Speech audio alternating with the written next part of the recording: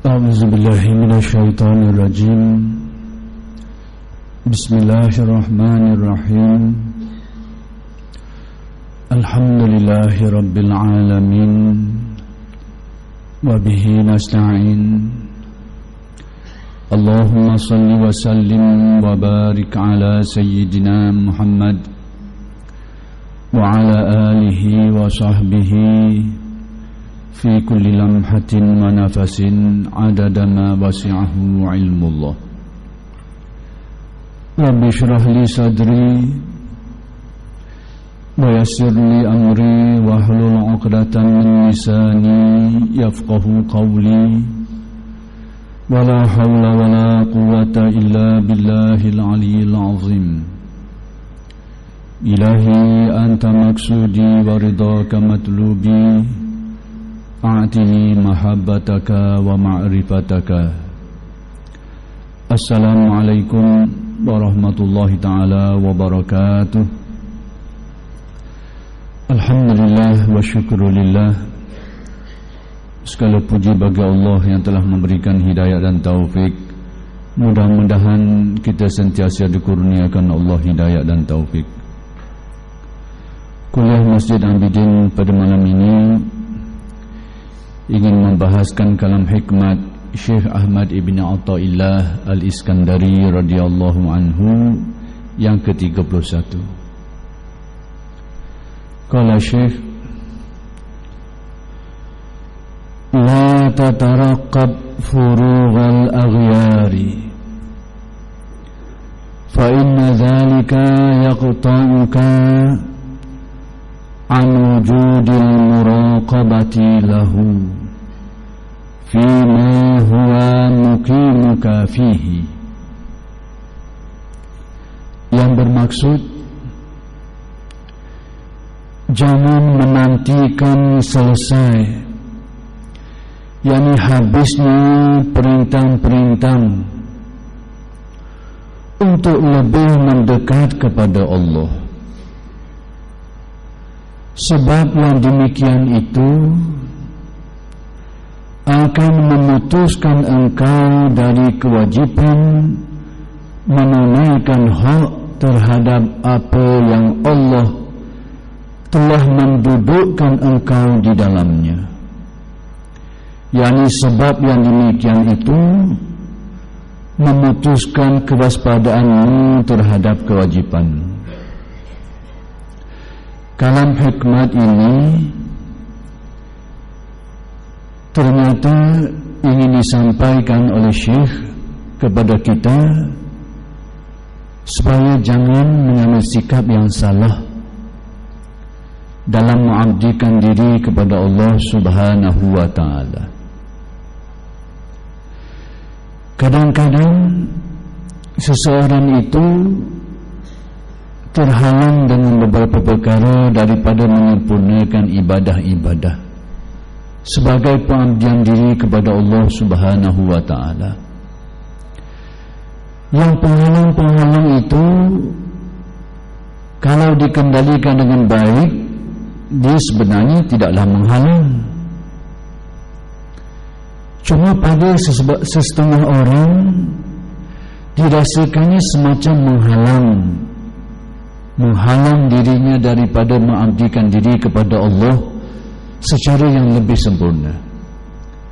Lalu timbullah sikap mengharapkan supaya tidak ada halangan, selesai semua barulah nak ditumpukan perhatian kepada Allah Subhanahu wa ta'ala. Maka inilah sikap yang salah yang ingin dinyatakan oleh Syekh dalam kalam hikmat ini. Sikap menunggu sampai tidak ada halangan, langsung clear, beres, barulah nak ditumpukan perhatian kepada pengabdian diri kepada Allah secara yang lebih baik dan sempurna. Kalau tidak, sebelum itu hanya dilaksanakan kewajipan-kewajipan yang asas saja. Itu pun kadang-kadang hilang kesempurnaannya. Itu pun kadang-kadang tercicir, terbabas keadaannya. Lantaran nak tunggu ni, biar ada waktu betul-betul tak ada halangan langsung, clear, barulah nak ditumpukan perhatian kepada melaksanakan ibadah pengabdian diri kepada Allah secara yang lebih lengkap, sempurna. Ternyata ini adalah suatu benda yang tidak baik menurut Syekh.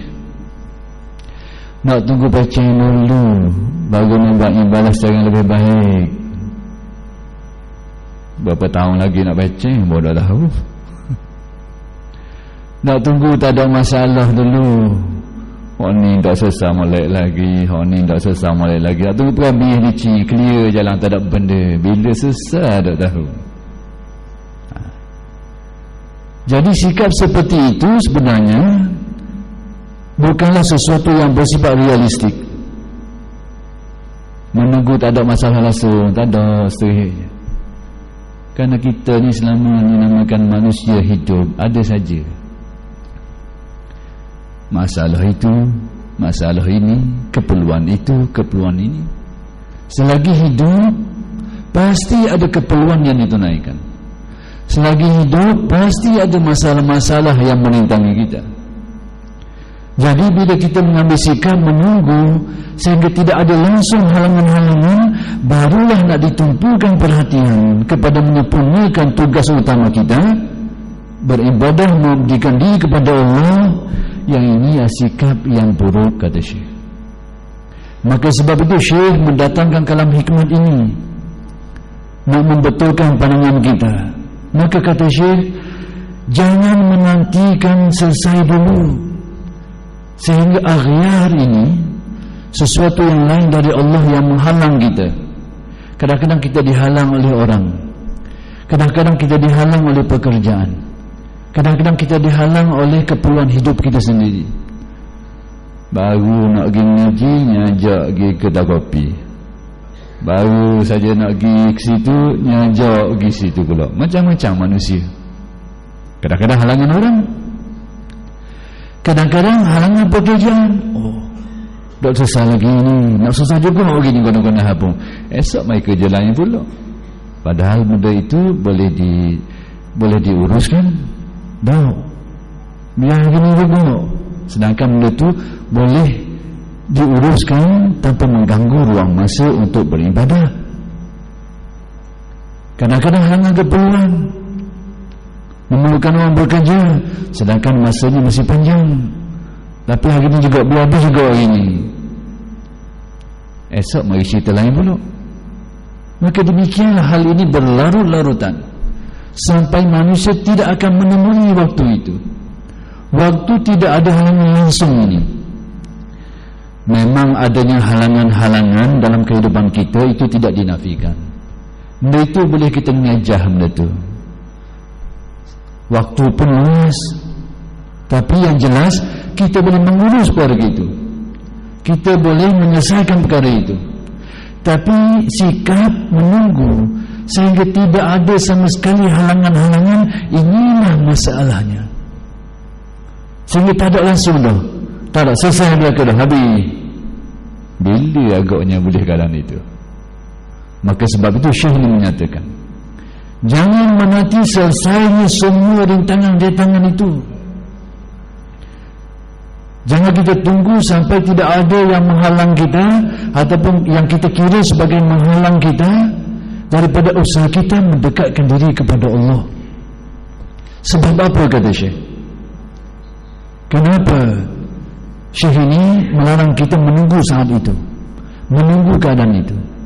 Kerana kata Syekh, sebab yang demikian itu akan memutuskan engkau dari kewajipan menunaikan hak terhadap apa yang Allah telah mendudukkan engkau di dalamnya.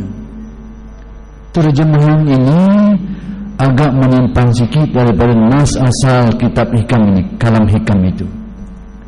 Kalau saya terjemahkan, rasanya ini lebih dekat.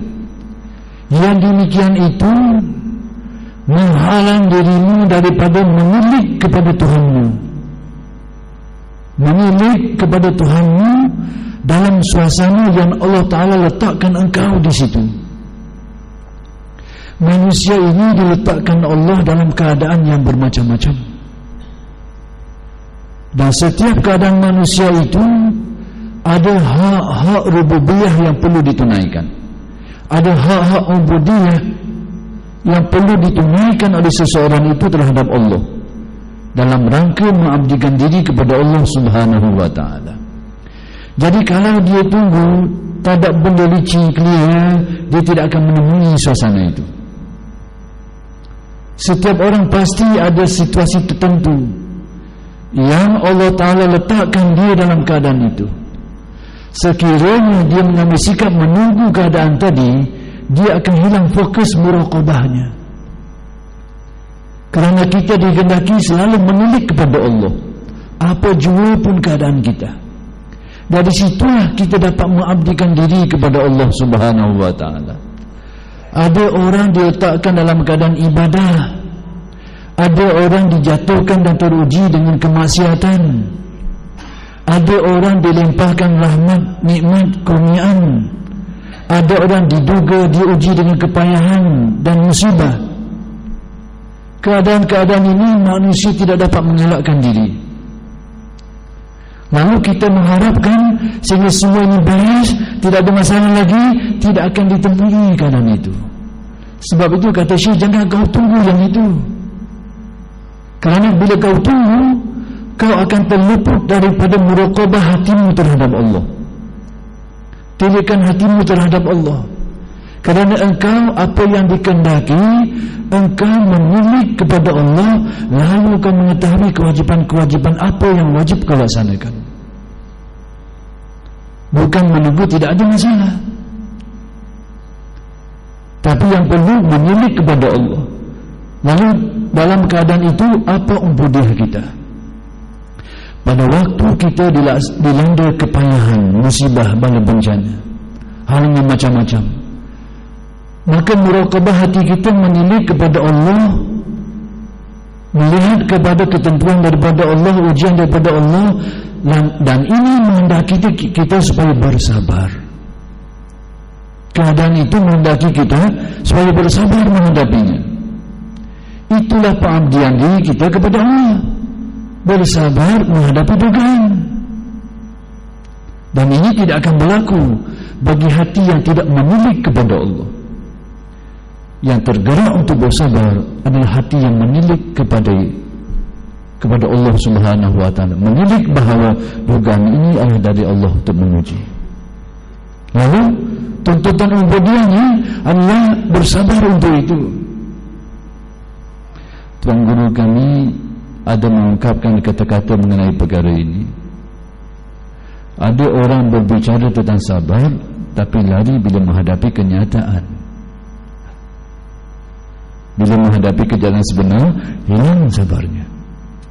Jadi ternyata yang dikenaki di sini, hati kita menilik kepada situasi semasa kita. Itu adalah sebahagian daripada pengabdian diri kita kepada Allah. Itu sebahagian daripada laluan untuk mendekatkan diri kepada Allah. Kerana manusia itu didekatkan kepada Allah dengan cara yang bermacam-macam. Ada orang menerusi ibadahnya, tapi ada juga orang ditingkatkan martabatnya dan didekatkan dirinya kepada Allah dengan cara dimusibahkan. Ada cara. Orang ini kalau Allah Ta'ala cara lain tak sekung dengan dia, cara jadi molek, kadang-kadang tenang buat ibadah, kadang-kadang ada orang rosok. Bila dia tenang dapat buat ibadah banyak, ada kalanya ada orang hal ini boleh merosakkan dia. Merosakkan dia mari nyakit takabur, unjuk.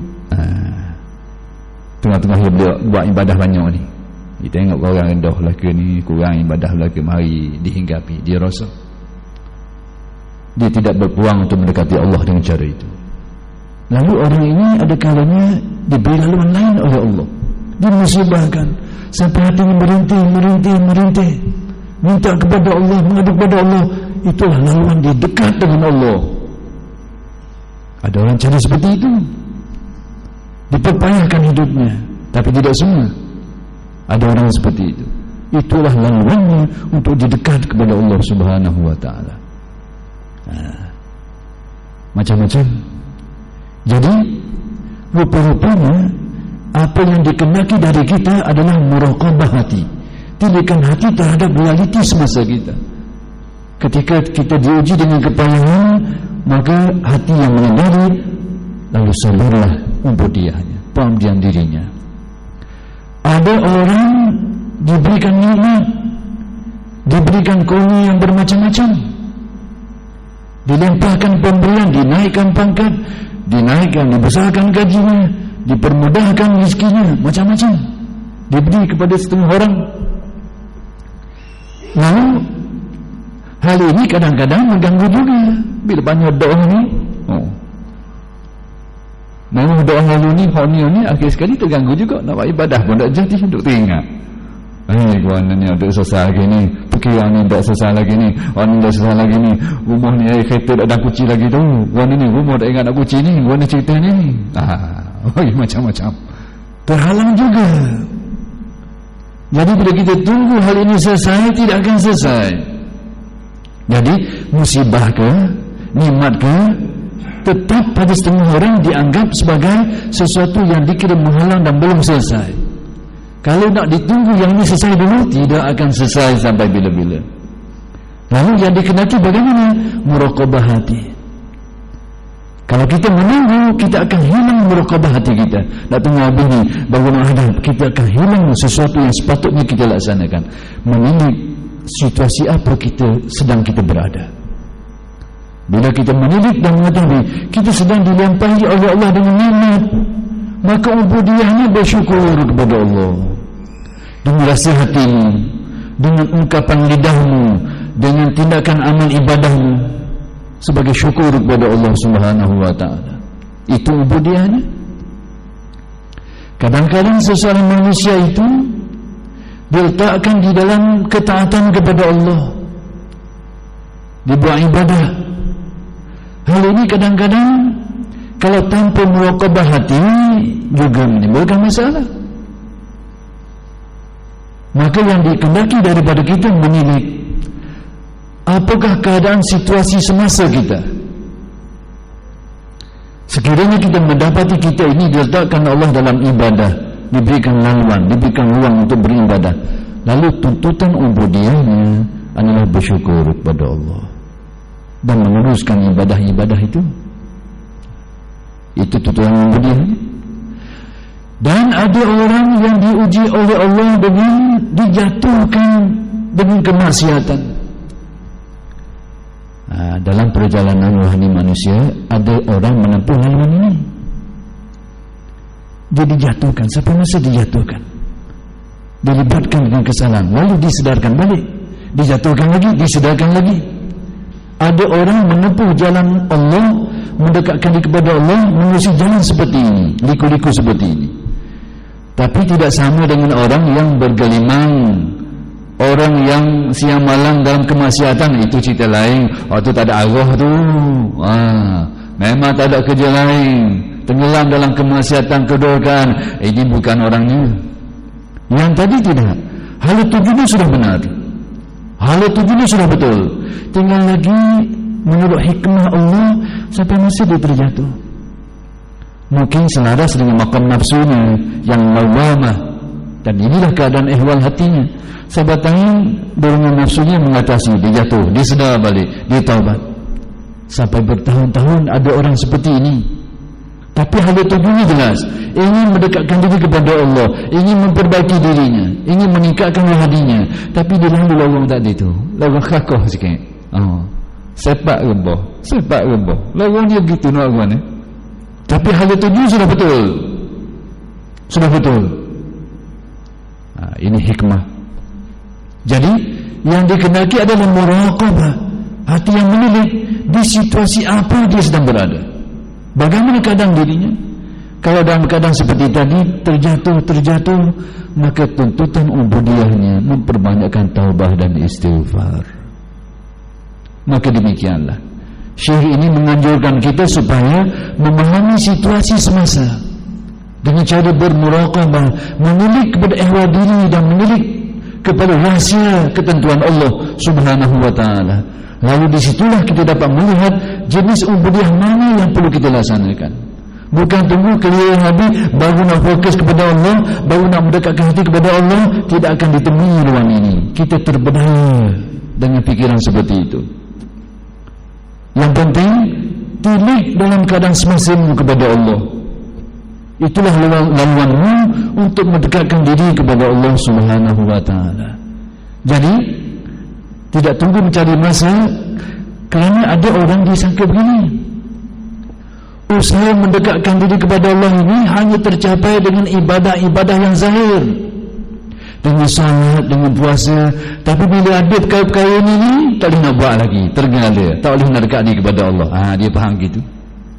Dia ingat ke laluan nak dekat kepada Allah, tu je caranya dengan ibadah. Ternyata ibadah itu ada dua. Satu ibadah yang zahir kelihatan, yang kedua ibadah yang tersembunyi, yang tidak dipahami oleh orang ramai.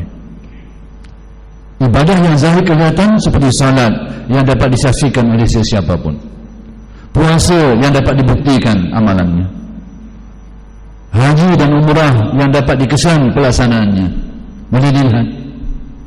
Tapi yang kedua inilah yang jarang dipahami, ibadah yang tidak dalam rupa ibadahnya, tapi itulah laluan besar untuk manusia mendekatkan diri kepada Allah.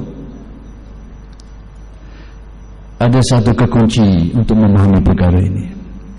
Dalam satu riwayat, bila Nabi menyebut, bila Allah berfirman dalam hadis Qudsi, al-ikhlasu sirri awda'tuhu qalba man ahbabtu min ibadi. Ikhlas itu rahsiaku, kata Allah. Aku sematkan dia, aku simpan, aku rahsiakan dia ke dalam hati hamba-Ku yang Ku kasih. Inilah sudutnya Sayyidina Abu Bakar As-Siddiq radhiyallahu anhu mengatasi sahabat lain dari segi ketinggian makamnya. Apakah kerana jumlah ibadahnya? Tidak. Sebab itu ada riwayat menyebut, ma fadalakum Abu Bakrin bikasrati salatin wala bikasrati siyamin. Tidaklah Abu Bakar itu mengatasi kamu disebabkan kerana banyaknya salat dan puasa. Bukan sudut itu yang melebihkan beliau. Tapi sudut mana? Menurut tafsiran Al-Ghazali, lisilin waqara fi sadri. Kerana satu rahsia yang tersemat, tersimpan, tersembunyi dalam lubuk hatinya, yang dengannya orang ini dekat hubungan dengan Allah. Bahkan semua gerak-gerinya ada perkiraannya. Inilah ibadah yang tidak kelihatan. Jadi Syekh ini bila menyebutkan hikmah ini untuk membetulkan keadaan supaya jangan orang tertipu dengan fikiran tadi. Fikiran yang dasarnya nak mendekatkan diri kepada Allah tidak akan tercapai kecuali dengan ibadah-ibadah yang zahir. Dan ini terhalang dengan banyak benda. Nak tunggu clear jalan baru nak lalu dengan kereta. Orang ni kapal terbang pun ada juga, bukan kereta saja. Jalan kakak pun naik kapal terbang sampai juga. Jadi tidak perlu menunggu jalan tu clear baru nak dilalui. Banyak cara lain. Maka kata Syekh, yang menunggu cara itu dia terpedaya. Maka kenapa? Yang itu akan menghalang dia daripada suatu bentuk ibadah, iaitu muraqabah, menilik hati kepada Allah Subhanahu wa ta'ala, yang dengannya dia dapat mengetahui jenis ubudiyah mana yang sesuai untuk waktu itu bagi dirinya. Karena manusia mempunyai cara ubudiyah yang berbeza-beza menurut keadaannya, menurut situasinya. Kemudian kata Abdullah bin Umar, kalau syarih, Abdullah bin Umar radhiyallahu anhu berkata, anak Sayyidina Umar mewarisi bapaknya Abdullah bin Umar. Kalau bapaknya banyak dimuliakan Allah dengan kejadian-kejadian luar biasa, yang si anak juga begitu. Menurut suatu riwayat, Abdullah bin Umar ini pernah, kalau Allah Sayyidina Umar dulu berbicara dengan sungai, cakap dengan sungai, ada apa nak mengalir tu, lalu mengalirlah dia, si anak ini cakap dengan binatang. Ini bukan tidak siaman. Cakap tak kira kemasa ke binatang tu memang tak siaman sungguh lah. Pagi-pagi tu cakap burung kuku. Ni dah bersihat sikit lah. Hari-hari tu cakap burung titik, burung kuku. Hari ni tidak ni, sekali-sekali lain cerita. Dia berbicara dengan singa. Berbicara macam mana? Mengarahkan singa dan dituruti arahannya. Suatu ketika orang takut nak ke masjid Madinah kerana ada singa yang ganggu tengah jalan. Lalu Abdullah bin Umar ni dia pergi tanah ni, elok lari. Dan singa menurutinya, tidak melawan. Kalau singa sarkas, kita boleh wah, ni cetera tengok singa sungguh tengok jadi dah. Jangan termain. Abdullah bin Umar radhiyallahu anhu berkata, jika engkau berada di waktu senja, maka jangan menunggu tibanya pagi. Yani jangan sampai tunggu pagi baru nak fokus pengabdian dirimu kepada Allah, usaha mendekatkan dirimu kepada Allah. Jangan tunggu. Waktu kau sekarang, kau boleh laksanakan tugas itu. Demikian pula jika engkau berada di waktu pagi, jangan menunggu petang. Yang ini jangan tunggu sampai petang baru nak dilaksanakan. Apa-apa yang boleh dilaksanakan, dibuat dulu. Apa-apa yang tidak dapat dilaksanakan, maka ada pilihan lain untuk dilaksanakan. Kita nak laksanakan solat pagi, solat duha, suatu hari kita kesibukan, tidak kesempatan, tak boleh nak buat itu, buat benda lain. Paling kurang hati boleh berzikir, paling kurang masih boleh mengabdikan diri kepada Allah, sekalipun tidak dengan cara solat yang biasa kita laksanakan. Memang kita nak buat, tiba-tiba kesibukan hari itu dan tidak ada ruangan masa, tukar cara lain, boleh. Pergunakan kesempatan di waktu muda, sihat, kuat dan kaya untuk menghadapi masa tua, sakit, lemah dan miskin. Jadi kata Abdullah bin Umar, ambil ruangan di waktu kita berpeluang sebelum sampai masa kita sudah tidak berpeluang. Waktu kita sihat, gunakan kesempatan sebelum kita sakit. Sebab bila sakit ini macam-macam lagi. Orang pergi Mekah bila sakit nak tahu wah pun tak lawa. Pakai tenaga yang pakai geng Melaka tu. Bila tengah sakit nak tabah pun susah, nak sa'i pun sakit. Bila sihat, bila gastrik nak puasa pun payah. Payah juga. Bila sakit pinggang, nak sembahyang secara sempurna pun susah. Main sakit pinggang. Macam-macam halangan-halangan ni. Jadi kata Syekh, gunakan kesempatan dikala ada. Dan di waktu kaya, gunakan kesempatan itu di waktu kuat, waktu kaya. Kerana ibadah-ibadah sebahagiannya memerlukan biaya, memerlukan kewangan. Tidakkah kita nak pergi umrah, nak pergi haji, perlukan biaya kewangan? Siapa dia nak pergi percuma kita? Kecuali dia menang pada wang sekali-sekali, bolehlah nasib baik. Ada kata tidak dengan cara itu, cara biaya. Perlukan kewangan, waktu ada duit, gunakan kesempatan. Jangan sampai bila tak ada baru nak pergi, baru pergi ikut kata orang. Cari situ, unggah situ, unggah sini. Tengah tak ada dah. Kadang-kadang memang kita akan jadi gitu. Tengah ada tak bosan, pelik sangat tu. Tengah ada tak bosan tengok. Hak nak bila, tengah tak ada. Sebab apa dia akan jadi gitu? Itu alamat jiwa yang masih sakit. Alamat. Kalau kita menghadapi fenomena tadi, itu tanda jiwa kita masih perlu disihatkan. Taklah kita sakit, perlu kena sihat, disihatkan lagi. Waktu orang kosong tak rasa mana, rasa bengok nak buat sangat. Masa tengah belok tu mewah sangat, ada orang ni tak berasa nak belok. Tanda tanda perlu disihatkan.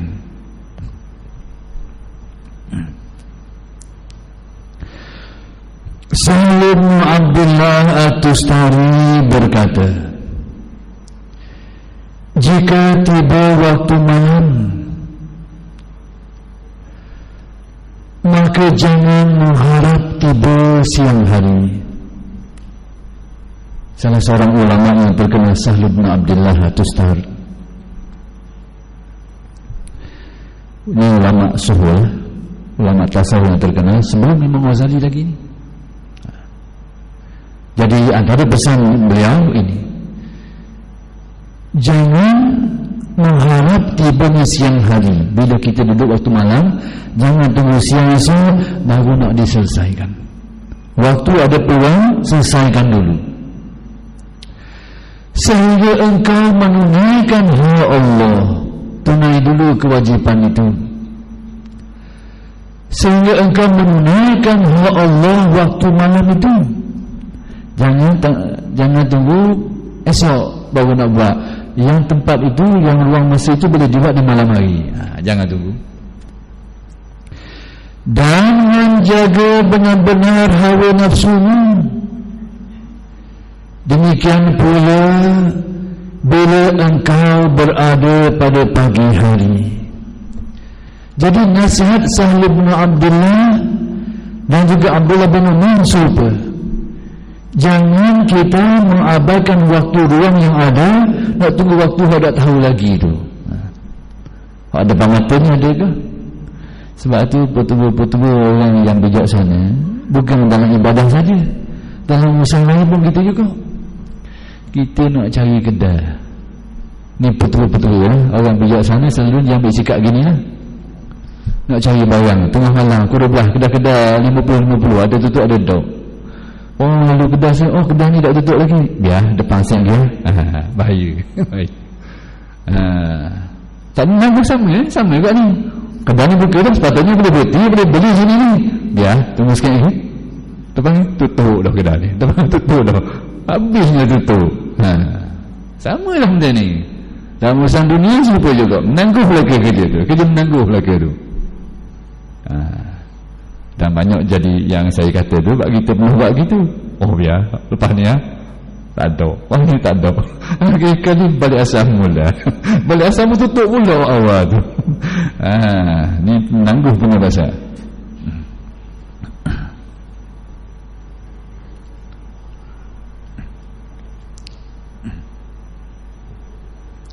Firman Allah,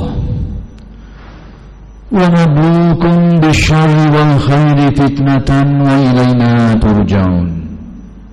Suratul Anbiya ayat 35. Yang bermaksud, kami yakni Allah akan menguji kamu dengan kejahatan dan kebaikan sebagai ujian, dan kepada kami kamu kembali. Ayat ini menyatakan kepada kita bahawa Allah akan menguji manusia, umum semua manusia, dalam dua bentuk ujian, dengan keburukan, musibah, bala bencana, kepayahan, kebuluran, kematian, macam-macam. Dan juga dengan kebaikan. Berarti kebaikan juga sebagai dugaan. Dilempahkan rezeki, dipermudahkan rezeki, digandakan pendapatan, macam-macam. Itu juga sebahagian dari dugaan Allah. Jadi bila Allah menyebut kami akan menguji kamu dengan dua perkara ini, kebaikan dan keburukan dan kebaikan, Allah tujuan untuk kami menguji kamu, kata Allah, sebagai ujian, dan kepada kami kamu akan kembali, kesudahannya akan kembali kepada Allah Subhanahu wa ta'ala. Yang ini akan diuji, lalu akan dibalas apa yang diuji itu. Jadi ternyata dugaan ini kadang-kadang dalam rupa keburukan, kadang-kadang dalam rupa kebaikan. Kata ulama, ayat ini mendahulukan keburukan Kami menguji kamu bisyari, dengan perkara yang buruk, dengan musibah, bala bencana. Lalu para ulama ketika meneliti ayat ini menyatakan Allah mendahulukan keburukan kerana kebanyakan dugaan itu dalam bentuk ni, dalam bentuk kepayahan, musibah, bala bencana, kepayahan macam-macam. Kebanyakan dugaan dalam bentuk ini. Tapi bukan ini saja dugaan Allah, dia juga datang dalam bentuk hal-hal kebaikan. Diberi, tengok naik gaji, tengok surat sejak ingat dok, naik baru setangga, besar selalu dok, payah juga. Baru naik satu jawatan, sebulan dah nampak rupa sejak. Sekali tiap-tiap hari ada. Ni tak ada, sebulan jumpa sekali. Satu dugaan juga. Kalau dulu gaji kecil tidak cukup untuk berzakat, bila gaji besar berzakat, kena mikir pula dah, mari mikir macam-macam. Dulu bebas, tak ada kisah apa-apa, sebab tak cukup nisab. Ni cukup nisab ni, kalau kepala pula dah nak keluar kedok ni. Dugaan macam-macam. Jadi kebaikan juga diduga oleh Allah, menjadi dugaan Allah Subhanahu wa ta'ala.